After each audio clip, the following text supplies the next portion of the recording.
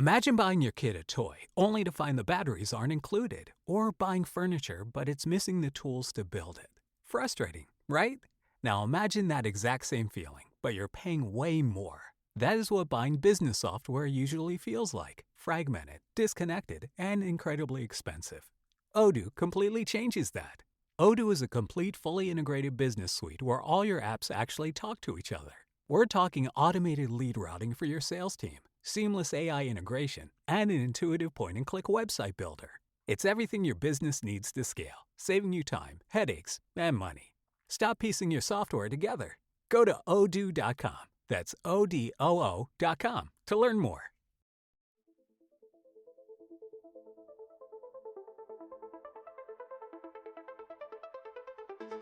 I'm back. Hi, my name is Nikki. I'm the daughter of a murdered woman, and welcome back to another episode of Poppy Killed Mommy. Before we get started, this episode contains discussion of domestic violence. The man, is innocent, blah, blah, blah, until proven guilty in a court of law.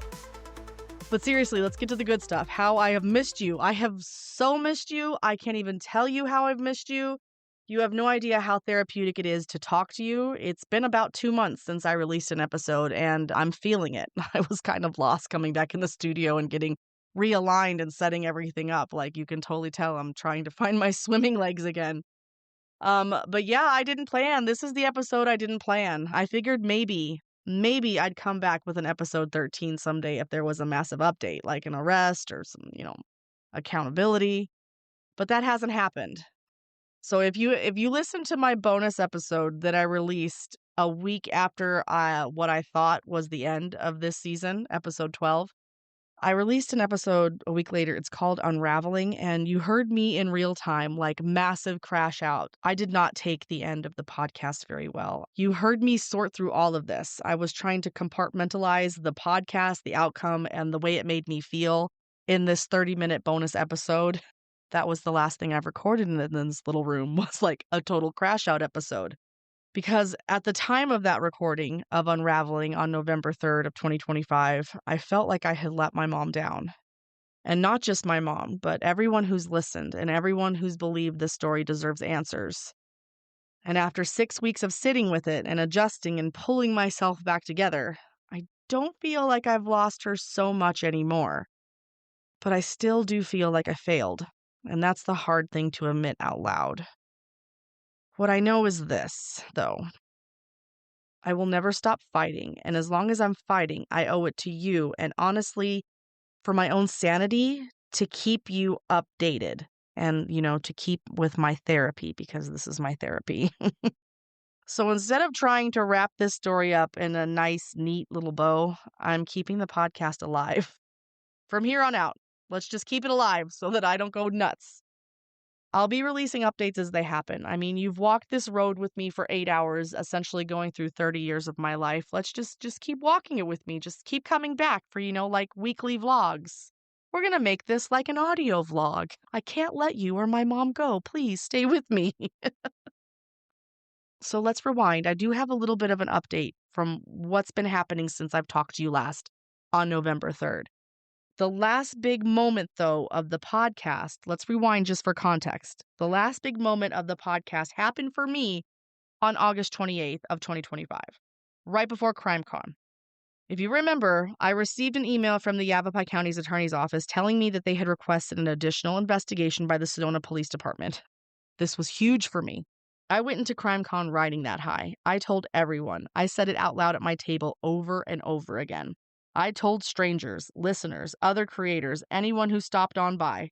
I was proud. I truly believe my little podcast had made an impact, that it had forced some kind of movement, that something was finally happening.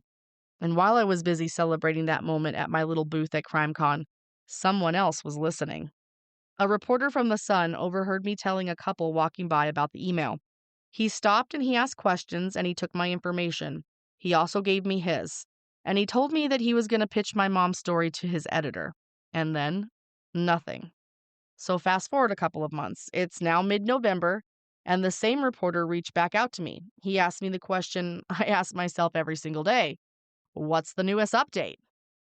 And I was honest. I told him I didn't know, that I hadn't heard from the Yavapai County attorney or the Sedona police since early September. I told him Why don't you reach out to them directly? And I passed along the contact information. And bless him, he did. Within 24 hours, he received a response from the Yavapai County's attorney's office, and the response was simple. We cannot comment on this matter. And because of the lack of comment, the editors of The Sun decided not to run a story on my mother after all. So that's it. No quote, no article, no follow-up, no accountability. Again. How frustrating is that? And I even argued with him a little. I told him there's still a story here. There's a story behind the story. There's the fact that the eldest daughter had to grow up and had to live with this and had to start a podcast, had to build an Apple true crime chart-topping show just to get someone to pay attention to her mother's case. And he agreed with me. But he kept coming back to the same thing. He could not run a story without a quote from the Yavapai County attorney. And so that was that. Another media outlet turning me down once again. I remember sitting back at my desk that day and staring at my computer thinking, okay, what's the next approach? This is clearly not working. And naturally, my brain goes straight to reaching back out to the Yavapai County attorney's office. It had been a few weeks since I'd last emailed the assistant. I feel like we were BFFs and old pen pals at this point. It was time to email again. So I sat down and I wrote an email. Now, I'm not going to read you that email because if I did, we would be here all day listening to me read correspondence after correspondence with the Yavapai County's attorney's office. But I do want to stress this, that I wrote a very professional email. Thoughtful, direct, respectful. I used ChatGPT to make sure it was clean and unemotional, and I sent it. No response. I waited another day. I sent another one. Still, no response. By the third day, I remember it was a Thursday, I woke up angry, and I sent 2 emails. The first one, not so professional. I was frustrated. I was exhausted. And I said exactly how I felt.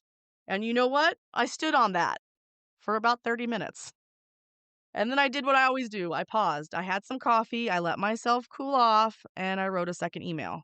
That one was an apology. I explained my frustration. I explained that no one from the Yavapai County Attorney's Office had ever reached out to me directly. And I asked very plainly for a meeting. I asked for someone, anyone, to break down what had happened to my mom's case then and what's happening now. Still nothing.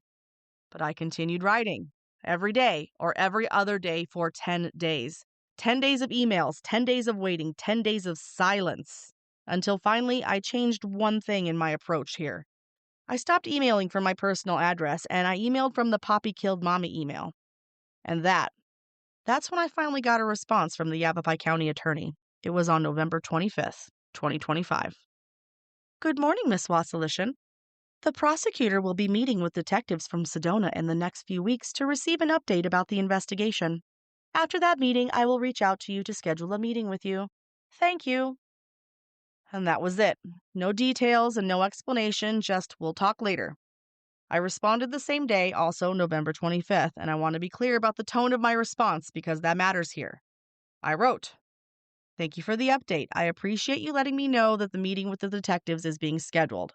With the holidays approaching, I am happy to give your office the space and time needed to complete the meeting and review whatever information is provided. I will plan to step back through the end of the year.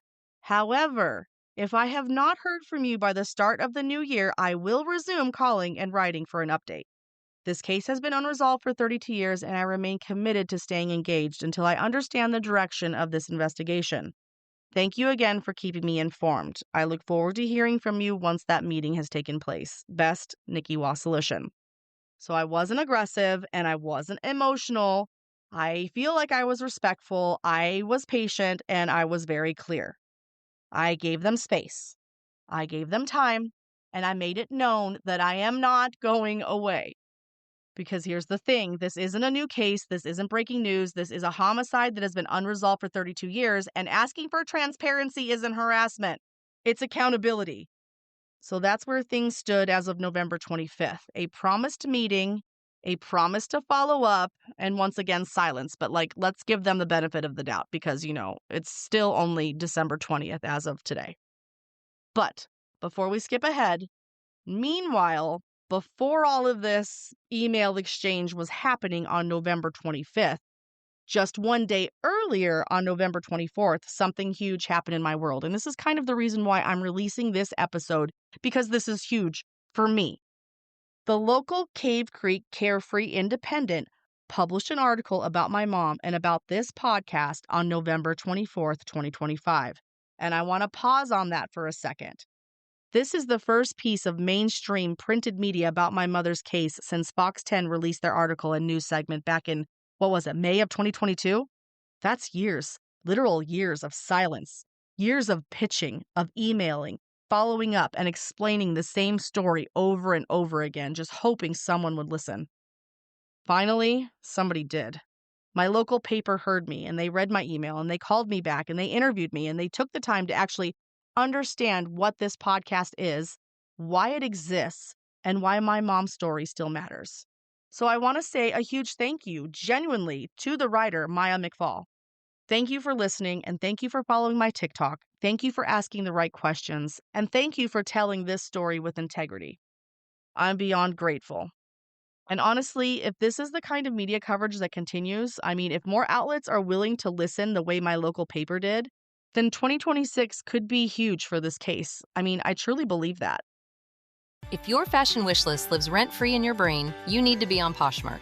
With Poshmark, you're shopping millions of listings from thousands of closets, each curated by someone with their own style. Vintage finds, designer pieces, and everyday staples all in one place. Search for your favorites or let the discovery come to you. Poshmark makes it easy to find what you actually want to wear at prices that feel like a quiet win. Download the Poshmark app today and use code PODCAST10 when you sign up to get $10 off your first purchase. So next I'm going to read the article in full because it deserves to be heard, but every time I read this, I get a little weepy, so I'm going to do my best. It's really hard to read about yourself like this, so just bear with me. Nikki Wasilishan's life changed forever when her mother was murdered more than 32 years ago. Now the Cave Creek resident, a Cactus Shadows High School graduate who teaches pre-K at Quality Interactive Montessori, has a podcast and social media account that delves into her mother's death to find who killed her. Nikki isn't alone in the search either. She now has more than 221,000 followers on TikTok, and her podcast, Poppy Killed Mommy, has been downloaded more than 240,000 times. It was in the top 20 podcast charts for true crime and has been played in more than 106 countries and 6,000 cities worldwide. Poppy Killed Mommy, with 23 episodes, has a 4.8-star rating with 190 reviews. The response has been overwhelming, to be honest with you. I didn't expect it to get this big, Nikki said. The weight of that single night in Sedona has followed her, remaining in the background of her life. Nikki remembers giving her mother a kiss and seeing her talk on the phone and then going to bed. The next thing I know, the police are waking me up and there's a flashlight in my face and they're telling me to get up and get dressed. Stephanie Wasilishan was shot in her Sedona home on Coffee Pot Drive on July 9, 1993. Who did it remains unsolved. Sedona police discovered her body in the bedroom of the home she shared with her boyfriend, Russell Peterson, according to the 1993 case file. When questioned by police, Peterson claimed he came home from work at 11 p.m., took a shower, then sat on the couch and talked with Stephanie. Peterson said that the conversation then became a little confrontational when discussing his upcoming 2-week trip to a culinary school at Cornell University. We're talking. It becomes a little heated, but nothing that a relationship hasn't had happen in the past, Peterson told police. So I didn't think anything of it. Then, Peterson said Stephanie got up, went to the bedroom, and came back out with his Ruger Redhawk .44 Magnum. She allegedly fired the gun once and shot the wall behind Peterson. Stephanie then returned to the bedroom, and Peterson said he followed her where he met her in the bedroom. Peterson told police, I grabbed her hand and we struggled a little bit, and the next thing I know, it went off and she dropped. When Sedona police questioned how long the struggle lasted, Peterson replied, it couldn't have been more than 15 to 20 seconds. In the days following, Sedona police interviewed Peterson multiple times. When asked a day later to repeat what occurred after Stephanie went into the bedroom, Peterson changed his story. According to the police report and recordings of the interview, I think she committed suicide, Peterson said. I might be contradicting the fact, but I might have saw her shoot herself. Peterson then agreed to undergo hypnosis and a polygraph test while repeating that he might have seen Stephanie commit suicide. The last time Sedona police interviewed Peterson was September 9, 1993. This time, Peterson told police he did not remember what happened in the bedroom on the night of Stephanie's death. "I don't think there was a struggle. The struggle was my own struggle," Peterson said. I don't think I ever put my hands on her." When lead detective Walter Spokes questioned why he believed there was no struggle, Peterson replied it was because he saw Stephanie fall from a distance. Stephanie's death was ruled a homicide by Maricopa County Medical Examiner Philip Keene. According to the autopsy report, Keene's reason for the homicide ruling was due to gunpowder residue on Stephanie's non-dominant left hand, suggesting a defensive posture at the time of her death. No suspect was ever charged with Stephanie's murder. The Cave Creek Independent was unable to reach Peterson for comment. Nikki said she remembers climbing into the back of the police car with her 3-year-old half-sister. "Poppy killed Mommy," her sister repeated to her over and over, and to police, according to the case file. "I'll remember that all my life," Nikki, 32 years later, reflects. For many years, Nikki's lived with the unanswered question, who killed her mother, but through much of it, she thought there was little she could do. That changed in 2020 when her sister called Nikki and said their mother's cold case was being reinvestigated. Hopeful, Nikki awaited a call from the Sedona police, and after 5 months of silence, she decided to take matters into her own hands. Nikki requested her mother's case file from the Sedona police, and 9 months later, she finally decided to read it. Unsure of where to start, she took the advice of an old friend she used to waitress with, Sarah Turney, and started a TikTok at Nicole Wasilishin. Turney herself had created a podcast, Voices for Justice, and a TikTok account in 2020 that talked about her sister's 2001 disappearance. The podcast led to the arrest of her father, Michael Turney, in August of 2020. He was charged with the second-degree murder of her sister, Alyssa, but all charges were dismissed when the court did not find enough substantial evidence for a conviction. Following Turney's advice, though, Nikki created a podcast in July of 2025 on the anniversary of her mother's death. In the podcast, Poppy Killed Mommy, Nikki goes through the case and reveals interviews with Peterson, the 911 call made that night, and conducts interviews with her family members. Nikki never imagined how much support she would gain from her listeners. Nikki went to CrimeCon, an event for true crime podcasters and fans, and she was able to share her story there, and she was surprised to meet her supporters face to face. "They're just as mad as I am, which is overwhelming. You know, to have strangers care just as much as you do," Nikki said. Although she has had success with her podcast, chasing justice for her mom has been exhausting. Nikki said, "When I finished the podcast, I thought that I would be relieved, excited. It was everything that I didn't think I was going to feel. I felt like she died again. I couldn't believe it was over," said Nikki. However, Nikki is determined to keep sharing her mother's story. "Anybody out there listening to the podcast could be the key to justice, so I'll keep talking. You know, even if one person listens or a million," she said. And although season 1 of Nikki's podcast is over, she is planning season 2, which will explore true crime stories similar to her own. "It's not just a mission for my mom anymore," she said. "It's going to be a lifelong obsession to figure out where the breakdown is with domestic violence in Arizona." Her message to victims' family members is this: you are your loved one's own best advocate. Everyone treats summer like it owes you happiness. Long days, pool parties, your best life on a loop. So what does it mean when you feel worse? The summer blues are real. It's why summer is one of the busiest stretches of the year for people starting therapy. Therapy is not only for when you're in crisis. Growth therapy is for all the moments when you decide you want more. More support, more clarity, more tools. Mental health isn't a destination you reach. It's something you build, and Grow makes that easier. Grow connects you with thousands of high-quality licensed therapists across the U.S., offering both virtual and in-person sessions, nights and weekends. You can search by what matters, like insurance, specialty, identity, or availability, and get started in as little as 2 days. There are no subscriptions, no long-term commitments. You just pay per session. Grow helps you find therapy on your time. The therapist you want takes your insurance on Grow. Grow accepts over 125 insurance plans. Sessions average $21 with insurance, and some pay as little as $0 depending on their plan. Visit growtherapy.com/booknow today to get started. That's growtherapy.com/booknow. growtherapy.com/booknow. Availability and coverage vary by state and insurance plan. And that's the end of the article. And that quote right there, that is something Sarah Turney told me one of the first times I talked to her about all of this. She told me no one is going to fight for your loved one like you will. And it's just a full circle moment to have that quote thrown back out at me in this article and to end the article. And it wasn't planned that way.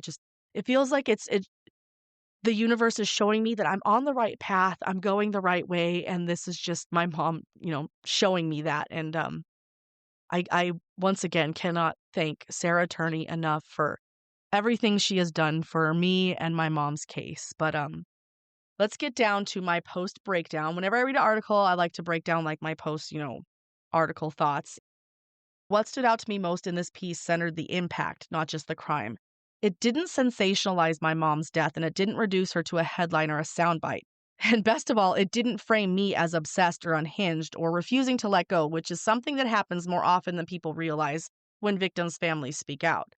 Instead, it treated the case like what it actually is, an unresolved homicide with a very real ripple effect.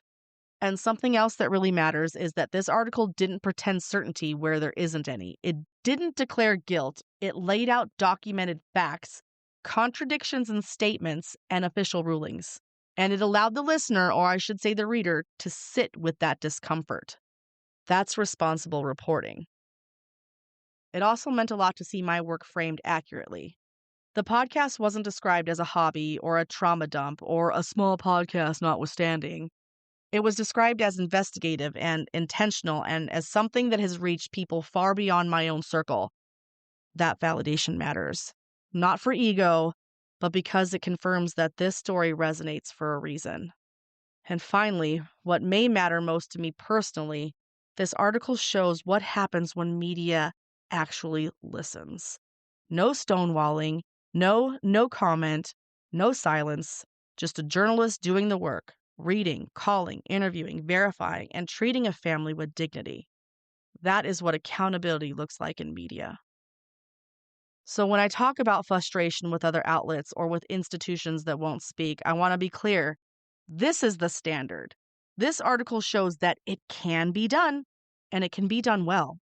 And if more coverage looks like this, then yes, I truly believe that next year could change everything. But winding down to where we are today as in December 20th, 5 days before Christmas, that means in 5 days, it'll be the 32nd Christmas without my mom. I can barely even remember what Christmases were like with her anymore. But I do remember what Christmas Eve was. That big shindig. Christmas Eve was everything. My mom would dress us up and load up the presents, and we would all go to Grandma B's house where the entire family gathered. There were trees everywhere. Grandma loved to decorate. Trees in the grandkids' rooms, trees in the adults' rooms, everybody had their own tree. And we would all sit around them, oldest to youngest, watching presents get opened. Those nights were huge in my childhood. I can barely remember Christmas Day because it was never really about Christmas Day. It was always about Christmas Eve night. Last year, I had some old VHS footage digitally remastered. Footage I had completely forgotten about. It was of a Christmas. I believe it's Christmas 1989. And on it was found 6 minutes of footage. 6 minutes of my mom. 6 minutes that feel priceless. You've probably actually seen pieces of it on my TikTok. The most famous one that I use often is when my Uncle Michael tells my mom, "Hey, Stace, you look great on the silver screen." And she looks up and she says, "Oh, well, thank you." And she does that laugh, that big, unmistakable laugh. The laugh that everybody remembers. My laugh. Those stolen moments are everything to me. And they remind me how wonderful she was and how larger than life she really is. And how much she made Christmas feel like magic. And here we are heading into another Christmas without her. And even though it's 32 years later, 3 decades of Christmases without her, I still miss her just as much as I miss her as the first one. The pain that comes around the holidays, it's especially hurtful. But it also helps to keep me focused.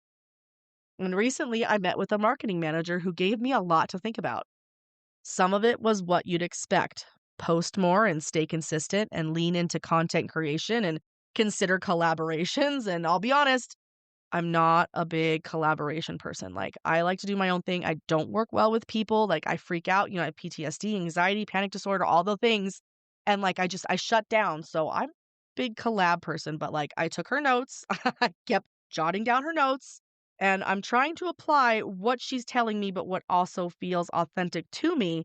And then she asked me a question that stopped me in my note writing track. She said, "Is this the book yet?" And I said, "No, should it be?" And if you followed me from the beginning, you know that like my whole intention, like my purpose has always been to write a book. Like there's been a book here. I didn't want to call it a biography. It's like a memoir. I always said I was going to write one. I just didn't know where to start or how to do it. Like, I'm not a writer. And to have her like ask me it just like flat out, "Is this a book yet?" And I was like, "No." And she said, "You absolutely can make this a book. You already have it." I was like, "Huh?" She told me that I could self-publish through Amazon, and the idea honestly blew my mind because when I stepped back and I looked at it, she was actually right. I already had the backbone of a book, like right here, written, like you've listened to it.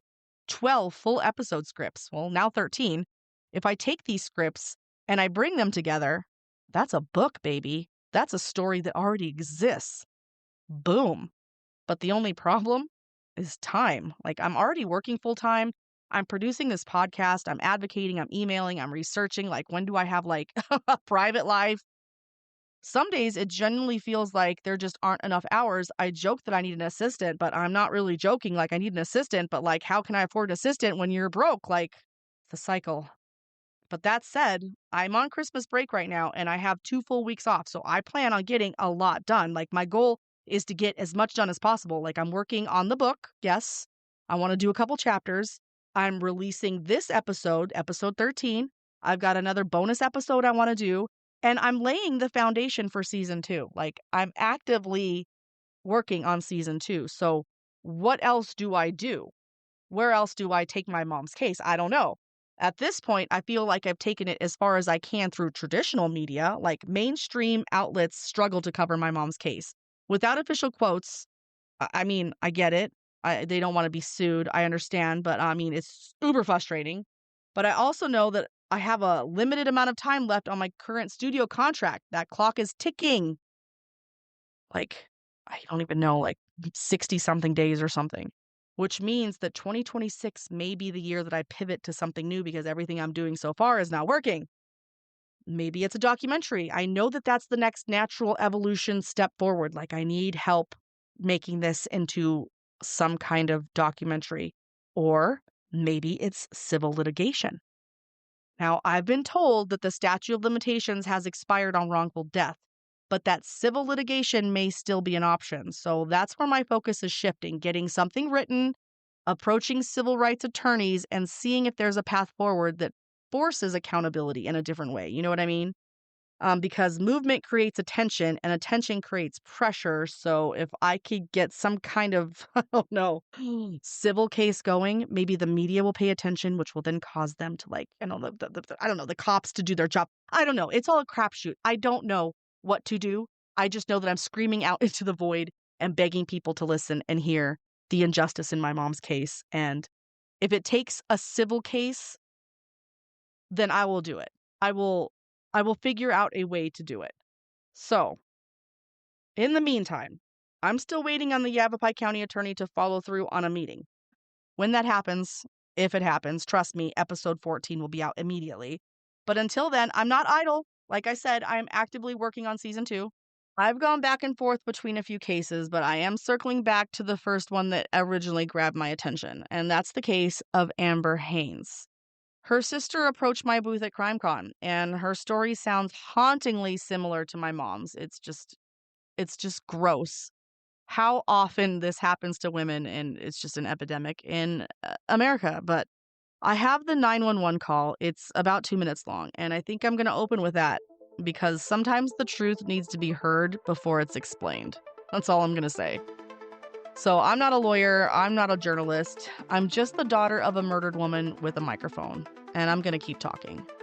So if you have cases you'd like me to cover in 2026, especially cases involving domestic violence, please feel free to email me at poppykilledmommy@gmail.com. PAPI killedmommy@gmail.com. I honestly don't know what the next chapter looks like yet. I just know that this isn't the end. I have weeks left on this contract, and after that, the story keeps going. Whether it's on a microphone or on a page or somewhere else entirely, what matters is that I'm still here. I'm still fighting, and I'm definitely not done yet. Thank you for listening.